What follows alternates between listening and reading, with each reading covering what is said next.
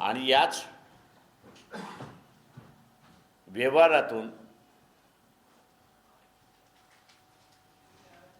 युक्रेनचं war चाललंय अशी परिस्थिती आहे.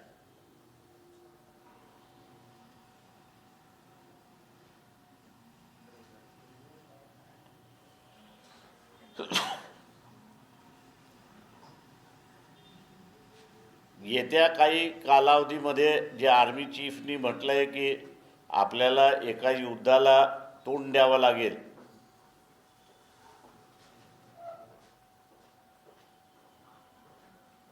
भारताचा आर्थिक कणा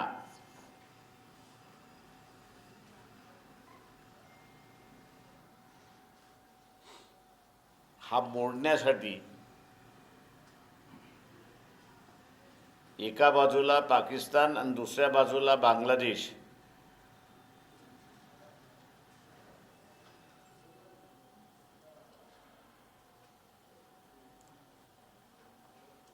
याचा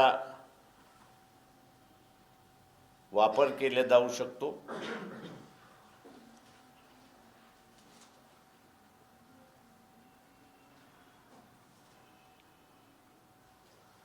मी हा कळीचा मुद्दा म्हणून त्या ठिकाणी धरतोय की जगाला मोदीचा कणा मोडायचा आहे.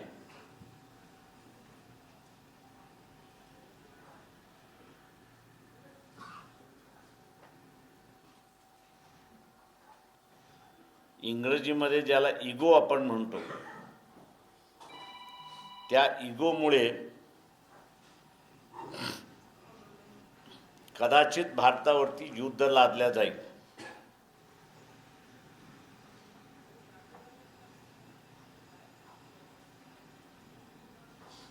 भारतातला मतदार, नागपूरमधला मतदार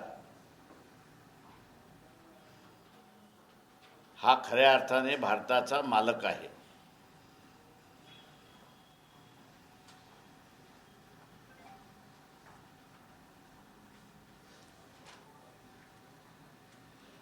संभाव्य होणारं युद्ध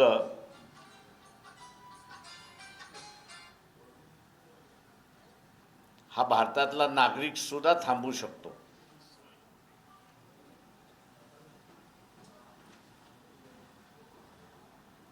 आणि तो म्हणजे नागपूरसारखं महत्त्वाचं शहर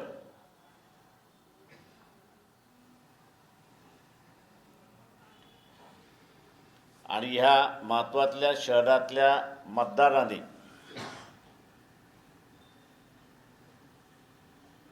भारतीय जनता पक्षाला मतदान दिलं नाही,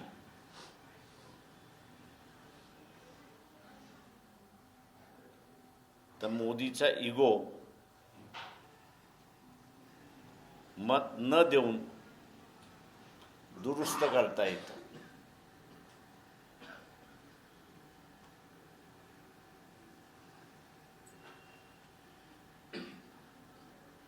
नागपूर शहरातले जेवढे मोठमोठे कॉन्ट्रॅक्ट्स आहेत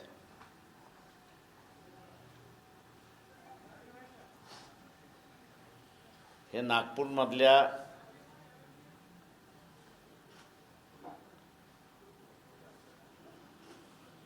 कॉन्ट्रॅक्टदाराला किंवा कंपन्यांना मिळत नाही.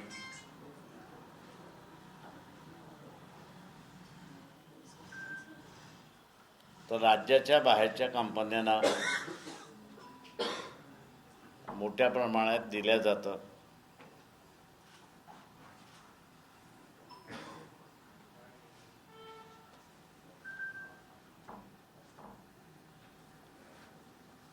राजकारणामध्ये आणि इलेक्शनमध्ये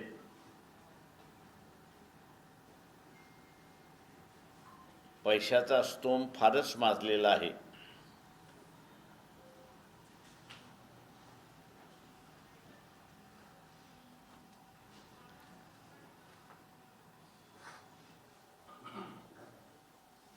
आणि तोच तो भारतीय जनता पक्ष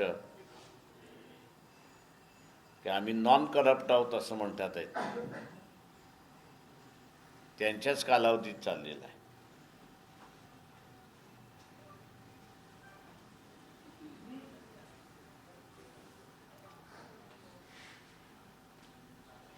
वंचित बहुजन आघाडी नागपूरमध्ये कोणाशीच युती करू शकली नाही.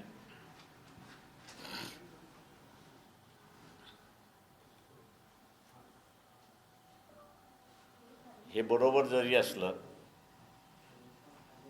तर अनेक राजकीय पक्ष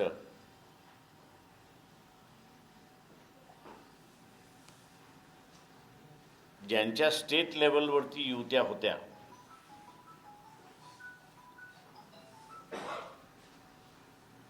त्यांच्या युत्या झाल्या नाहीत, टिकल्या नाहीत.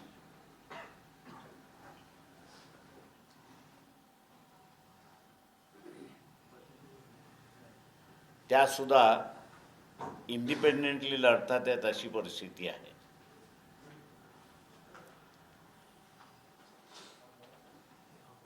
पुरावा असल्याशिवाय आरोप करता येत नाही, हे बरोबर आहे. परंतु जो काही वाटाघाटीतला अनुभव आहे, चर्चेतून असणारं जे काही घडलं, त्यातून एवढंच मी सांगू शकतो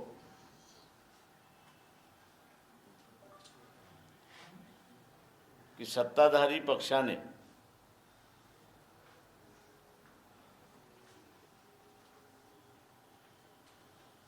आमच्याशिवाय इतर कोणाशीच युती होणार नाही अशीच भूमिका घेतली. दबावाचं तंत्र, ब्लॅकमेलिंगचं तंत्र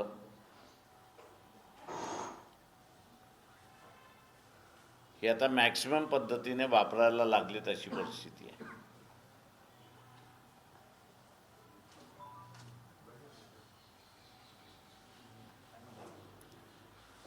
येत्या कालावधीमध्ये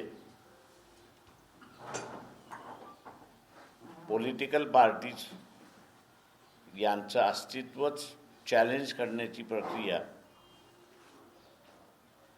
RSS BJPने सुरुवात केलेली आहे.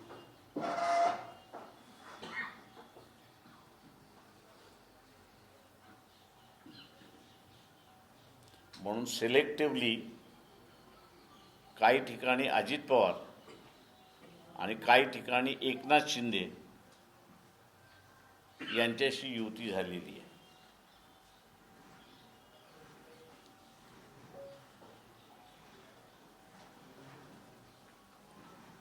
हा लोकशाहीला आम्ही धोका मानतोय.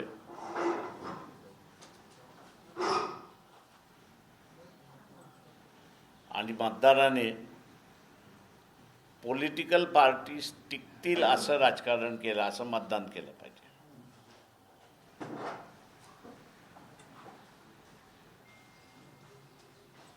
पॉलिटिकल पार्टीज आम्ही हे मानतोय की या देशाच्या एक संघाचा, एक संघटनेचा, एकतेचा प्रतीक असं त्या ठिकाणी मानतोय.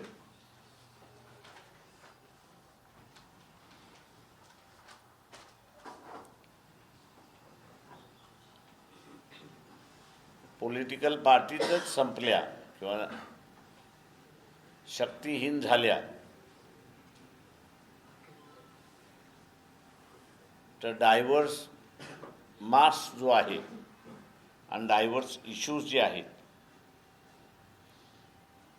त्याच्यावरती बोलणारा कार्यकर्ता, नेता राहिला नाही. तर या देशामध्ये बाबासाहेब जे म्हणाले होते की ग्रॅमर ऑफ एनार्की ही सुरुवात व्हायला वेळ लागणार नाही.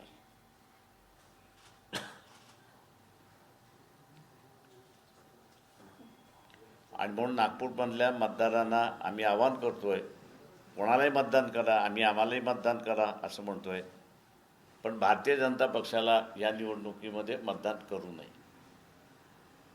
आपण आता विचार.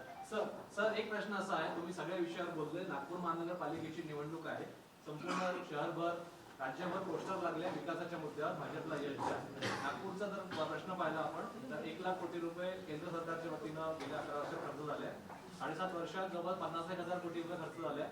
नागपूर शहरामध्ये सगळा विकास झाला असं भाजपचं म्हणणं आहे. तुमच्या बोलण्यामध्ये नागपूर शहरात कसं असेल, तुमची सत्ता आली समजा तर नागपूर शहरात काय होईल, काय नागपूर शहराला तुम्ही देणार आहात, हा काही तुमच्या बोलण्यात फोकस दिसला नाही. नागपूरकरांनी तुम्हाला का मत द्यावं? एक बेसिक इश्यू आहे, मला वाटतं जुना इश्यू आहे. जर आमच्याकडे सत्ता आली तर ह्या नागपूरवरनं आजच्या दिशेला 750 ओव्हरफ्लाईट्स आहेत आणि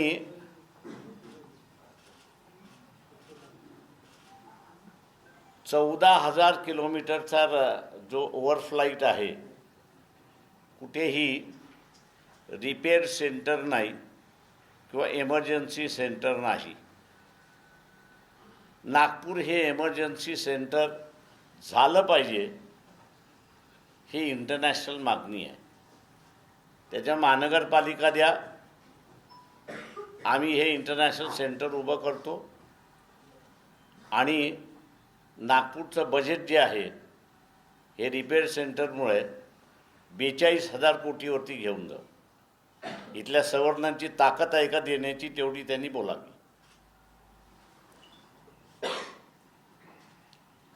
नागपूर शहरामध्ये सगळे सीसी रोड जेवढेही डीपी रोड आहे तेवढे सीसी सिमेंट कॉन्क्रीटचे करण्यात आलेले आहे. काही लोक नाराजी आहे, नागपूरच्या उकळून ठेवलेलं आहे. गेल्या काही काळामध्ये जो विकास माझ्या अंदाजाने सिमेंट कॉन्क्रीट रोड जिथे टेम्परेचर 40-42 असतं तिथे नसतं. का सिमेंटच्या रस्त्यामुळे नागपूरचं असणारं उन्हाळ्यातल्या कालावधीमध्ये 3 डिग्रीने टेम्परेचर वाढलेलं आहे. एन्व्हायरमेंट न बघता डेव्हलपमेंट नुसतं बघणार असाल तर लोकांच्या शरीरावरती परिणाम होणार आहे. तुम्ही म्हणाले की दबाव तंत्र आणि blackmailing तंत्र वापरून युती होऊ दिली गेली नाही, तर भाजपने एका बाजूला स्वतःसाठी सिलेक्टिव्ह युती केली आणि दुसऱ्या बाजूला विरोधकांची युती होऊ दिली नाही, आघाडी होऊ दिली नाही, असा आरोप आहे का? आहे ना आरोप. तोच तर मी म्हणालो की आम्ही बऱ्याच जणांबरोबर इथे असताना समझोत्यामध्ये होतो. काही प्रमाणात असं म्हणा की 80% सीट ॲडजस्टमेंटसुद्धा चर्चा झाल्या होत्या, पण अचानकपणे युती झाली नाही असा इतिहास घडलेला आहे. तुमची युती आघाडी जे मी वंचित बहुजन आघाडी ज्यांच्या बरोबर बोलली त्या सगळ्यांच्या अनुभवार्थ मी हे सांगतो. बाळासाहेब, माझा एक प्रश्न आहे. आता हे पुणे आणि पिंपरीमध्ये हे काय चाललेलं आहे की जे अधिकृत उमेदवार आहे हे निवडणुकीनंतर सरळ भाजपच्या उमेदवारांना आता ते समर्थन देतात आहे. ती निवडणुकीची थट्टा नाही का? निवडणूक आयोग मतदान यादी तर सुधारित करत आहे, पण नियम कामी बदलत आहे की एकदा निवडणुका घोषित झाल्या, उमेदवारी अर्ज भरून झाले, शिक्कामोर्तब झालं, त्याच्यानंतर उमेदवारी वेळेवर मागे घेऊन भाजपला समर्थन कसं देऊ शकतात? आणि दुसरा प्रश्न आहे, अंबरनाथमध्ये शिंदे सेनेला बाजूला ठेवण्यासाठी काँग्रेस आणि भाजपची युती झाली आणि तिथला नगराध्यक्ष केला. या घटनेकडे कसे पाहता? ज्यांचा इलेक्शनवरतीच विश्वास नाही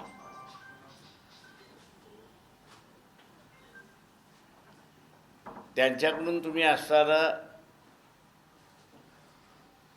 इलेक्शन सिस्टम त्यांनी फॉलो करावी, हाच मुळात माझ्या चुकीचा इश्यू आहे असं मी त्या ठिकाणी मानतो. चुकीच्या जागी चुकीच्या ठिकाणी श्रद्धा ठेवल्यामुळे हे आपल्याला असताना बघायला मिळतं आहे की अमरनाथमध्ये सुद्धा राज्यभर युती एकनाथ शिंदेची आहे, पण एकनाथ शिंदेबरोबर न जाता BJP काँग्रेसबरोबर गेली असं आपल्याला त्या ठिकाणी दिसतंय. त्याच्यामुळे कुठल्याही परिस्थितीमध्ये पार्लमेंटरी डेमोक्रेसी जी या देशामधली आहे हिची थट्टा उडवायची, मस्करी करायची आणि परिस्थिती बदलण्यासारखी आहे असं सिच्युएशन क्रिएट करायचं हा कारोबार चाललेला आहे ते. मुंबईमध्ये तुम्ही म्हणाले की मोदींचा इगो जो आहे तो नागपूरकर मतदार दुरुस्त करू शकतो. नागपूर हे महत्त्वाचं शहर आहे मान्य आहे, पण राज्यातल्या 29 महानगरपालिकांमध्ये निवडणूक आहे. या सगळ्या महापालिकांनी निवडणुकीच्या मतदारांनी शहरामधल्या मतदारांनी जर मतदान केलं हे दुरुस्त होऊ शकत नाही. एक असं आहे की तुमच्यावरती युद्ध कशासाठी लादल्या जात आहे हा मेन इश्यू आहे.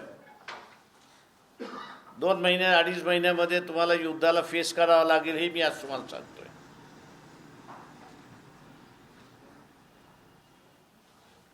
हे कशासाठी तर एका बाजूला इगो आणि दुसऱ्या बाजूला युक्रेनचं युद्ध.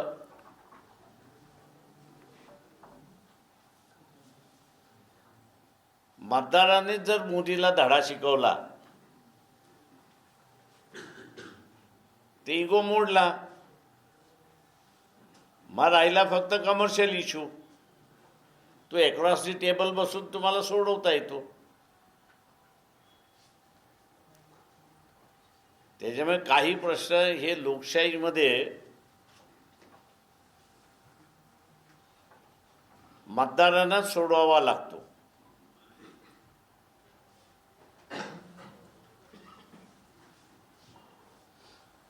तुमच्या जिल्ह्यात अकोटमध्ये ही भाजप MIM म्हणजे काँग्रेस आणि वंचित सोडून सगळे एकत्रित आले आणि तिथे एक युती झाली. ते राजकारण आहे, चालायचं. मोदींविरुद्ध आपण बराच रोष व्यक्त करताय, वारंवार आपण मोदींवर टीकास्त्र करताय आणि ते आल्यापासून सत्तापक्ष नेते म्हणतात आहे की बरंच डिजिटलायझेशन झालं आणि बरेच कामं झाली. आणि दुसरा प्रश्न असा आहे की सत्तापक्ष नेते हे म्हणतात की आम्ही जे विरोधक आहेत त्यांना आम्ही पाणी पाजू आणि आम्ही बिनविरोध निवडून येतो तर ते मिरची यांना काय लागते असंही त्यांनी म्हटलं. काय मत आहे? 6 महिने थांबा. फायनान्शियल कोलॅप्स या स्टेजवरती आपण आहोत.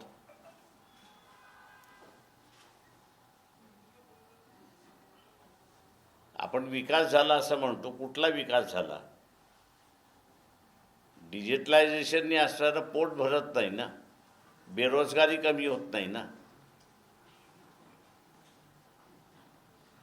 तुमचे इंडिकेटर्स जे आहेत डेव्हलपमेंटचे, तो बेसिकली सामान्य माणसाच्या चेहऱ्यावरती हसरेपणा पाहिजे, तो नाही आहे. फक्त आम्ही असणारं किती डिजिटलायझेशन केलं, आम्ही किती असणारं ब्रिजेस उभे केले, आम्ही किती असणारे रोड्स कॉन्क्रिटायझेशन केलं, याच्यातून सामान्य माणसाचं पोट भरत नाही. तो सामान्य माणूस उपाशी तो उपाशीच आहे. प्रकाश जी, पूर्व मुख्यमंत्री पृथ्वीराज चौहान ने एक वक्तव्य दिया है कि क्या ट्रंप प्रधानमंत्री का भी अपहरण कर लेंगे. इस वक्तव्य को आप किस तरीके से देख रहे हैं? अपहरण या स्टीफेंस के फोटो के बारे में उन्होंने कहा था. क्या पूछना चाह रहे हो? अपहरण वेनेजुएला की तरह.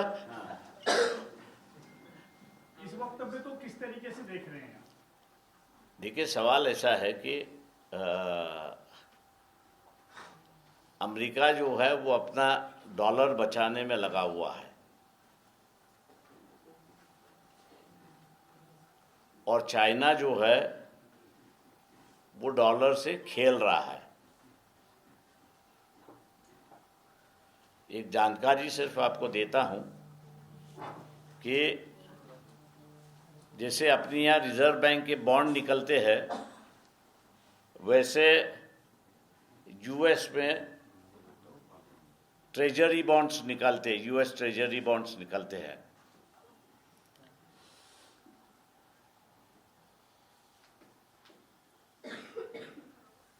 और आज करीब करीब 6 lakh trillion dollars American bonds जो है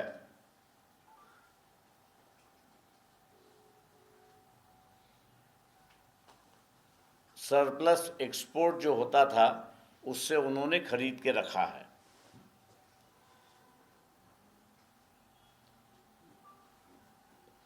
आज उसी का इस्तेमाल करते हुए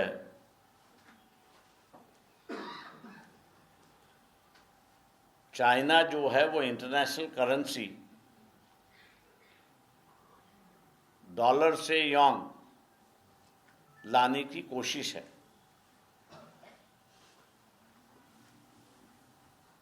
इंटरनेशनल करेंसी आज जो डॉलर है उसको रिप्लेस करना चाह रही है चाइना, और डोनाल्ड ट्रंप जो है उसको बचाने में लगे हुए हैं।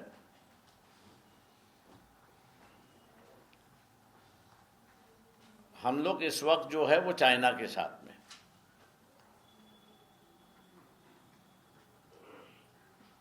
और इसलिए पूरा यूरोप और अमेरिकन कॉन्टिनेंट जो है वो भारत के खिलाफ गया हुआ है।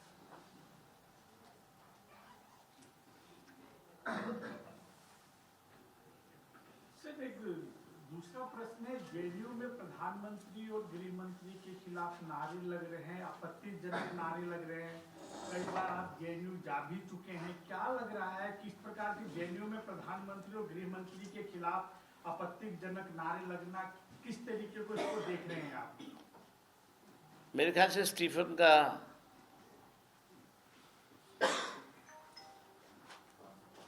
जो बॉम्ब है वो जरा फटते हैं तो उसके बाद में पता चलेगा क्यों नारे लगते हैं।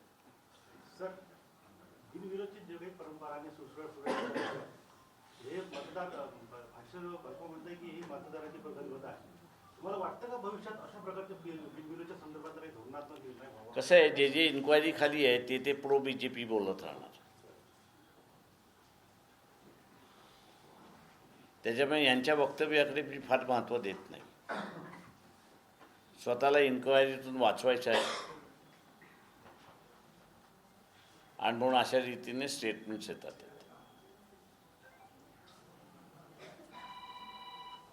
या संदर्भात कायदा व्हावा किंवा असं या अशा पद्धतीची निवडणूक जी आहे ती बंद व्हावी, कारण मतदारांचा हा हक्क हिसकावून घेण्याचा प्रकार एक जरी समपचारांना होत असेल बिनविरोध मान्य आहे, जर कुठे जर का या मतदारांना किंवा उमेदवारांच्या उमेदवारांना अर्ज बघायला लावत असेल, अशा प्रकारच्या गुंडशाही किंवा अशा प्रवृत्ती जर येत असेल पुढे आणि बिनविरोध असेल, अशा विरोधात ठोस असं काहीतरी कायदा किंवा व्हावा का, बदल व्हावा का वाटतं?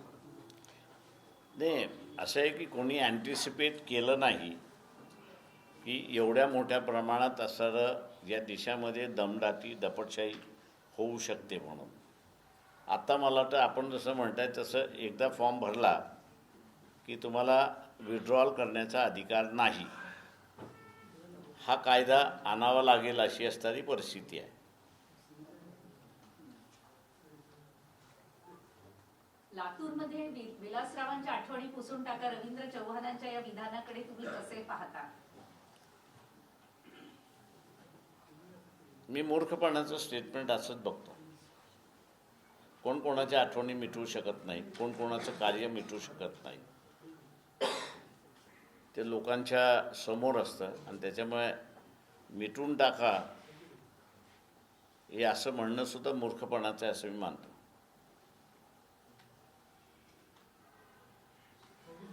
संपतो.